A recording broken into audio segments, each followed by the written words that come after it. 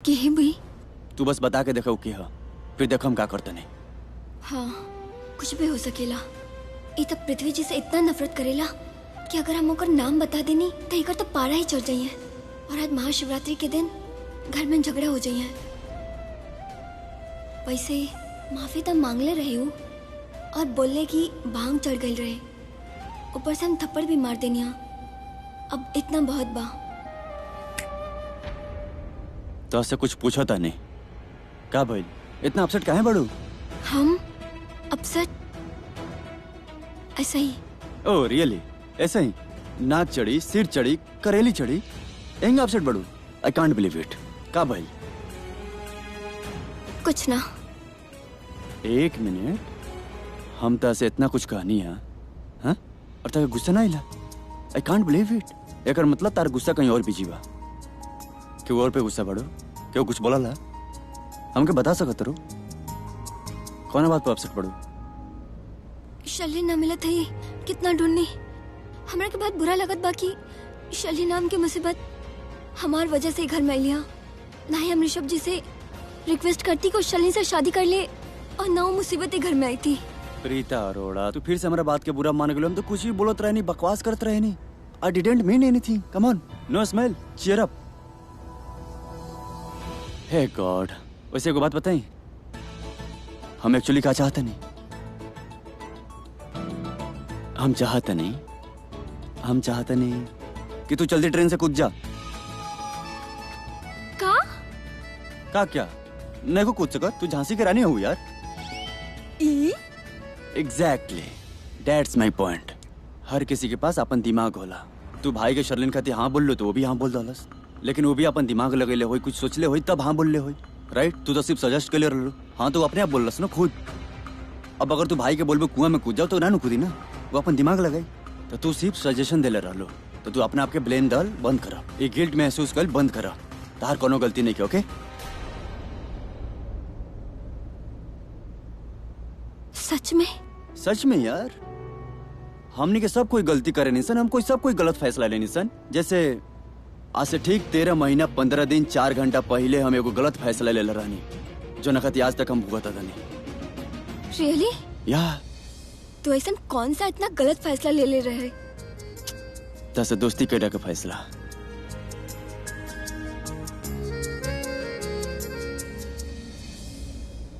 Well Preeta Arora, तू बहुत काफी टाइम हमारे वेस्ट कर दलो यार। हमारा घर में पूजा बा और काफी फैंस हमसे मिले खाती आइल बटे, सब अटेंड करे पड़ी। ताके का लगा था तू अकेले हमारे फैन बड़ू ना? लाइन लागल बा बाहर, सबके ऊपर अटेंड करे बा हमके।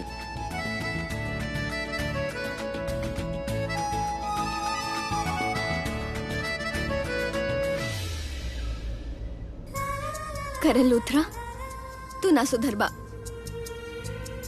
सुधरिया भी मत, काहे कि तू लाखों में एक बारे। आराम से आराम से आराम से यहाँ बैठ जा।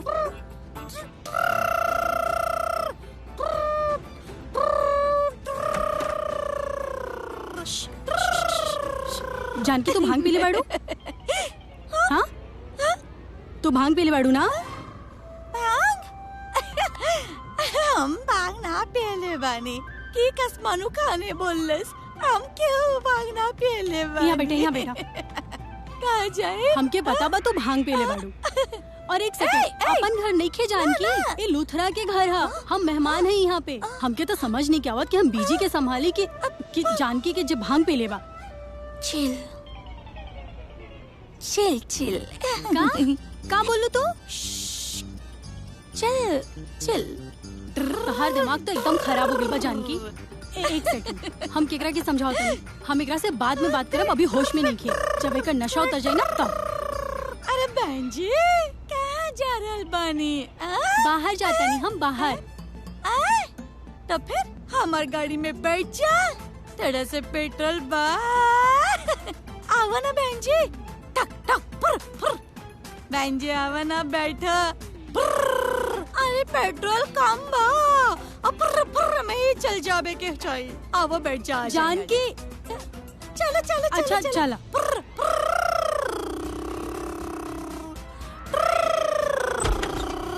गाड़ी निकल जाए। और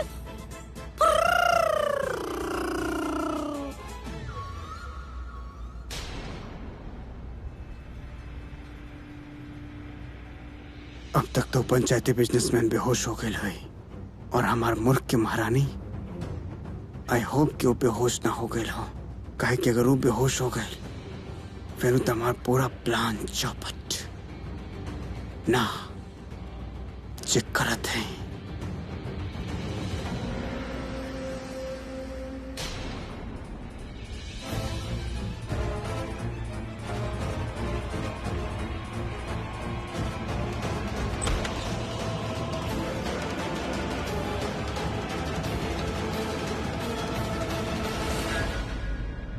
ओह गॉड,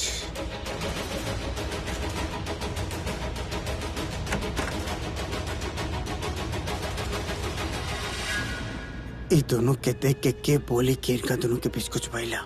ऐसा लग रहा जैसे भाई बहन सुत रहा। तो दोनों के बीच जे भी दिखावे के जे भी करे के हमके ही करे के पड़ी।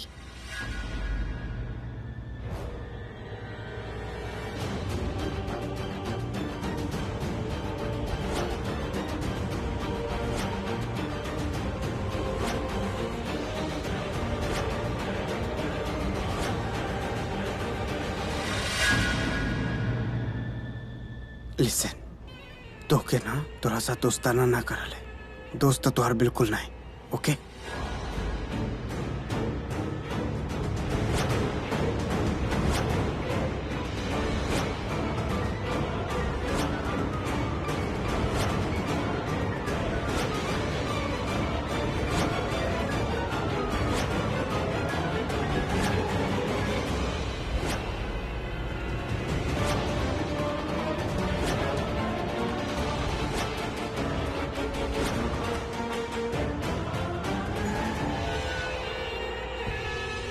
Picture perfect.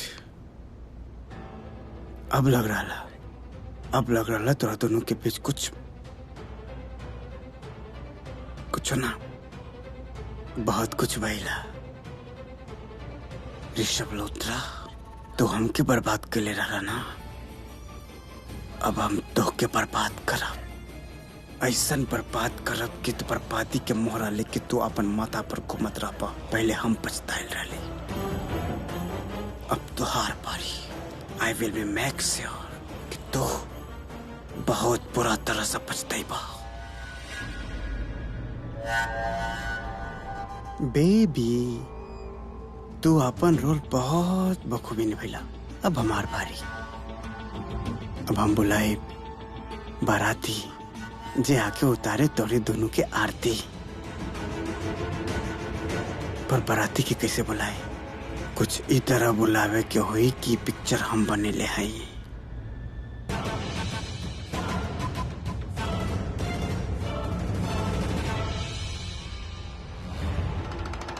I got it. ये प्रेम कहानी के आग के भड़कावे के खातिर हमके आग में कौन सा घी डाले क्या? ऑल द बेस्ट।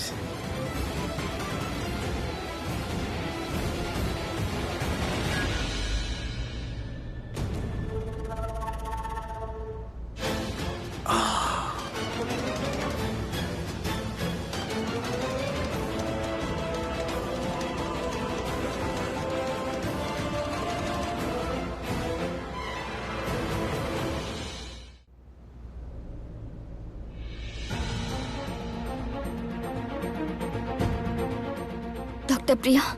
प्रीता, शर्लिन मिलली? ना मिलल। कितना ढूंढनी हम पर कहीं ना मिलल। प्रीता, अगर हमके 2 मिनट मिल जाए ना तो हम ओकर ब्लड सैंपल ले ले और 100% कंफर्म रिपोर्ट देव हम कि वो प्रेग्नेंट बा की ना। दैट आई नो, लेकिन अब का करें? पहले शर्लिन मिलल तक तो कुछ करी ना। I am so sorry doctor Priya, आपके इतना बिजी शेड्यूल रहेला और क्रिसमस से हम इतना टाइम वेस्ट कर अरे देनी। ना प्रीता, हम तो यहाँ एंजॉय करत आनी। वैसे पृथ्वी तार मंगेतर बा का? हाँ, लेकिन तू ऐसे काहे पूछत बाड़ू? तो के ओके से अच्छा कोई मिलल ना का?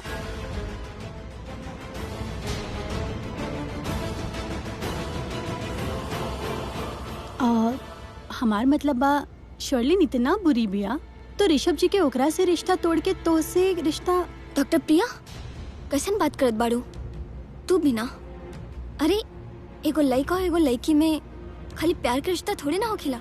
ऋषभ जी हमार बहुत अच्छा दोस्त बाड़े। ये दोस्ती से पृथ्वी से कोई जलन ना होखेला ना। हाँ, लेकिन हमारा और करण की दोस्ती उनका क्या अच्छा ना लगेला। ओह, दैट्स मीन पृथ्वी करण से इनसिक्योर बा। तू भी ना का पृथ्वी जी की बात लेकर बैठ गईलू। और वैसे भी तू अभी तक उनका से मिलल ना बाड़ू ना। एक बार मिलबू जानबू ता समझ जेबू। हमर माँ हमरा खातिर अच्छा ही लड़का सेलेक्ट कर ले है। अच्छा का बा ओकरा में? हम तो बस क्यूरीज रही जाने खातिर। आफ्टर ऑल उतार होखे वाला पति बा तो उसमें ऑब्वियसली बहुत सारी अच्छाइयाँ हुई। हाँ ना छोड़ा जाएगा, हम समझ गए नहीं।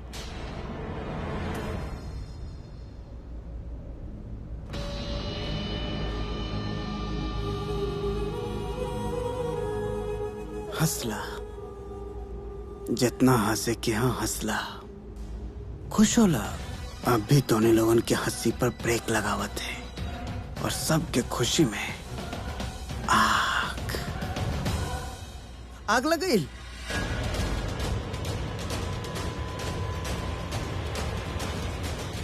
आग कहाँ? ऊपर कॉरिडोर में। हम कॉरिडोर से पास उतरे तो हम देख ली एक वायर ऐसे स्पार्क होते रहे। वो देख के हम डर गए। हम सोच ली कि आप क्या आके बतावत है। एक से पहले कि शॉर्ट सर्किट हो जाए और पूरा घर में आग लग जाए, आग फैल जाए, प्लीज आप आग की बुझाई। और दुख की बात यह है कि हम ऋषभ जी के कमरा में वहाँ कॉरिडोर के आसपास।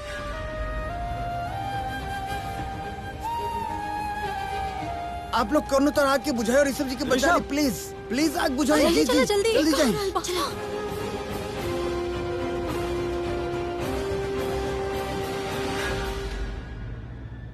फैंटास्टिक। एक आग ऊपर बेबी लगैले और एक आग बाबा लगई। ओह पूरा घर में रिश्ता के, समाज के, रिवाज के, इज्जत के, शर्म हया के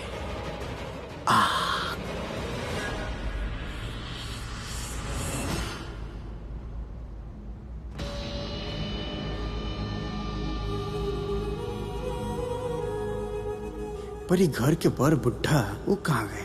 यही तो भेजले रहे उनका। एक काम करते हैं, कोनो तरह सबके यहाँ पर बुला लेते हैं। काहे कि पंचायती बिजनेसमैन के रूम वो तो यहीं पर है। तू कहाँ जाता रिस? कहाँ जाता रिस? अभी गिल्ली डंडा प्लेयर हमारा काम ना होए कथी। ऋषभ के भांग के नशा उतर गए, फिर हम कुछ न कर पाए। कहीं ना अबे तू आदमी है इसके पैजामा है इस। मतलब हमार कहे का मतलब कि ये हमार कोच के डायलॉग हटे। जब वो केहू से डिसअपॉइंट हो जाला ना तो ये बात बोलेला, जैसे हम आज तोरा से दाढ़ी वाला बकरा से डिसअपॉइंटेड बनी।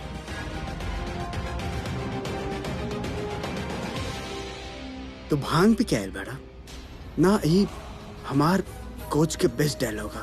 क्यों केहू से डिसअपॉइंट हो रहा हुआ यो के बारा तू?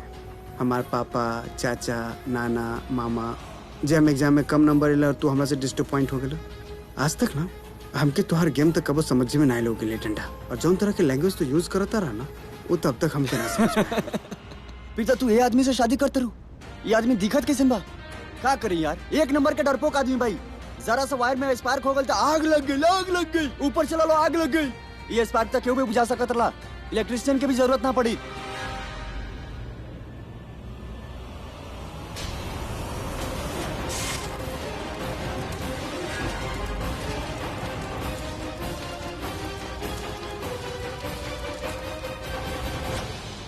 अगर ये स्पार्क तू वही टाइम पे बुझा देला रहता ना तो घर में बड़ा आग लगबे ना करित। ये आग तू लगेले बड़ा, तू डरपोक कहीं का। लिसन, तू शांत हो जावा। अरे क्या शांत हो जा यार, नीचे भागा तक आग लग गई। सारा मूड ही खराब कर डालस यार। देखा पृथ्वी, करण भाई इनेखन कहा कि आ तू लगले बड़ा या तारा वजह से लगल बा। बस ये समझाई के कोशिश कर जाता कि जब तारा के फैमिली मेंबर खानी ट्रीट कर जाता तो तू भी फैमिली मेंबर खानी बिहेव कराना यार। Family member? अरे एक मिनट यार, एक मिनट करण भाई, कहाँ भेज रहा? हाँ, वायर पे स्पार्क लगा रहा है। अरे स्पार्क के बुझा देता, वायर ठीक कर देता, इलेक्ट्रिशियन के बुला देता। का बच्चन खाली हल्ला करे लगला कि आग लगे सबके डरा देला। तू फैमिली मेंबर बड़ा। अरे फैमिली मेंबर कद्दू फैमिली मेंबर फट्टू है, फट्टू एक नंबर के। जरा से स्पार्क का लागल भागते आ गई।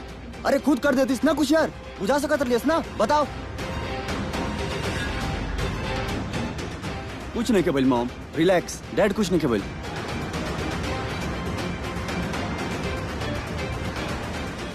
पृथ्वी मल्होत्रा, चलो अब तो हर सीन आ गए, एक्टिंग शुरू करते। बोले ला और कुछ बोले क्या? अब सुना, देखिए हम माना थे कि जब स्पार्क भइल तो हम स्पार्क के बुझा सकत रहले, लेकिन हम स्पार्क के काहे ना बुझली वही बता रहा। काहे कि जब स्पार्क होत रहे वो वक्त हम केहू के चीखे चिल्लाए की आवाज सुन ली तो हम पैनिक हो गए। हमके समझ में आवत रहे कि हम कंफ्यूज हो गए कि हम ये स्पार्क बुझाई या वो इंसान के बचाई जेकर चीखे चिल्लाए की आवाज सुनाई देत रहे। तो हम सोचली कि बेहतर ये हो कि हम नीचे आई, आप सबके इन्फॉर्म करी और आप सबके मदद ली। हम वही कैली। हम ना चाहत रही कि ऋषभ जी के साथ कोनो हादसा हो, उनके कोनो तरह के चोट पहुंचे। आंटी जी, एक तो हम आपके बेटा के कुछ ज्यादा ही टेंशन ले लेली, ओकर अच्छा खातिर ओकर भलाई के खातिर आप सबके हम इन्फॉर्म कैली। ऊपर से आपके दूसरा बेटा हम के ब्लेम करता। पृथ्वी, एक मिनट, जहाँ इतना प्रॉब्लम हो रहल बा, टेंशन हो रहल बा, ऋषभ मिल न रहल बा और तोहके आपन पड़ल बा। भाई ट्राई कर रहे ओकर फोन न लग रहा। हमने के घर के यही हिस्सा में ऋषभ के तो ढूंढ लेनी, हमके लगा था कि घर के दूसरे हिस्सा में ऋषभ के ढूंढने की चाहिए। पता ना हमारा ऋषभ कहाँ होगी। चलो 1 मिनट रुक जाई। देखिए वो अपन कमरा में तो ना हुई है, ना तो वो अपन आवाज सुन के बाहर आ जाती। एक काम करते हैं, घर के दूसरे कोना में ढूंढते थे, दूसरे कॉर्नर्स में हो सके कि हमारा आवाज सुन के वो बाहर आ जाए कोनो कमरा से, वो कोनो और कमरा में हुई है ना।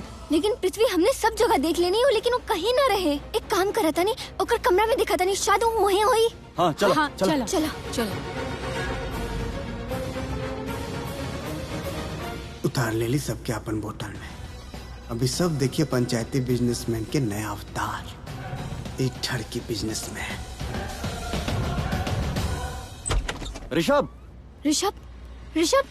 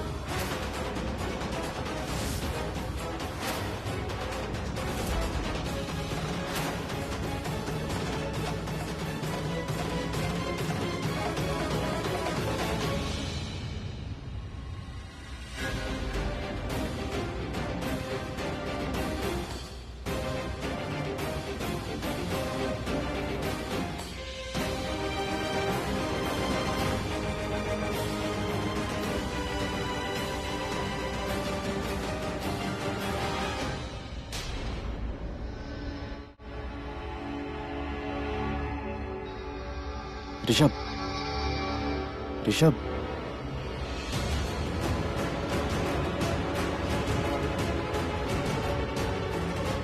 ऋषभ,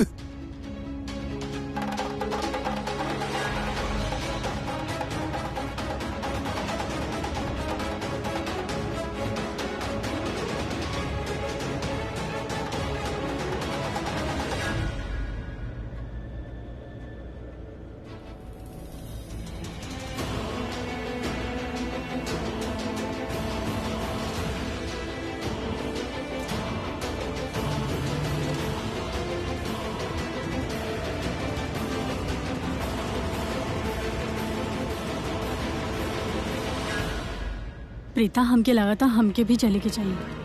अब बीजी तो निकल गई ली, जानकी वो अंदर कोनो कमरा में हुई।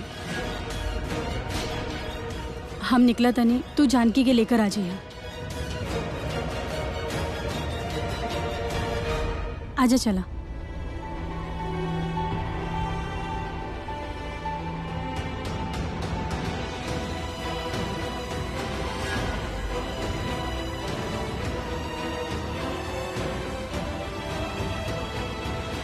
इतना सन्नाटा का है भाई? सैलाब आवे से पहले की खामोशी। ऋषभ जी मुबारक हो, आपके बर्बादी मुबारक हो। ये तो हमार पहला अटैक